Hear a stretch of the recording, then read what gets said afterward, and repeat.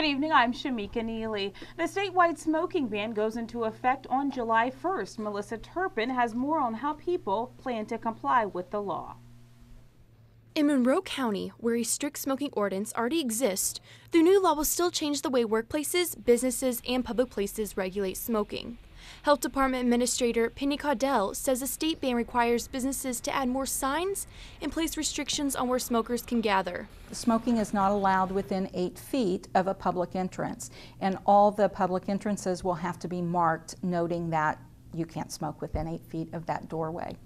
Indiana State Excise Police Officer Corporal Travis Thixton says his department plans on enforcing the law by explaining the requirements to businesses. If a violation exists, a number of things could happen.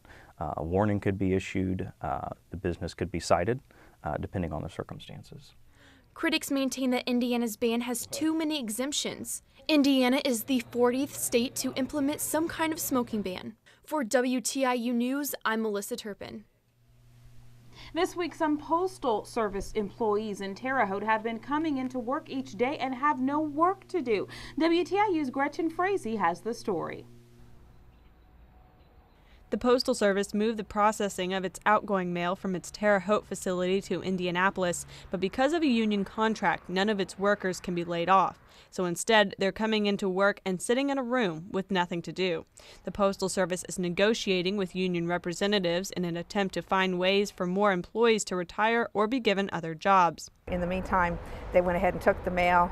They're paying extra for the transportation. They're paying the people in Indianapolis to process it, while our people are being paid to sit around and wait for something to do.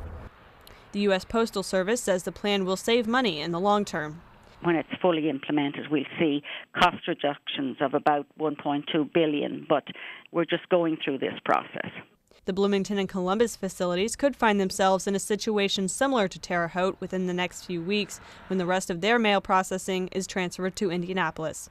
For WTIU News, I'm Gretchen Frazee. With the weather reaching triple digits, people around town are finding ways to stay inside and beat the heat.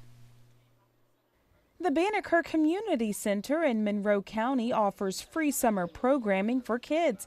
Program specialist Will Rose says the program has about 70 children per day, and they plan several activities to keep the kids cool during their time at the center. On the third floor, that's a really good resource for parents and families to kind of have a spot to go inside and play. With our bigger camp, we are trying to stay out of the heat, but with having so many of the kids, we do have to go outside.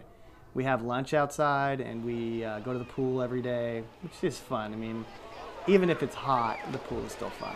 The temperature over the weekend is expected to reach 101 degrees.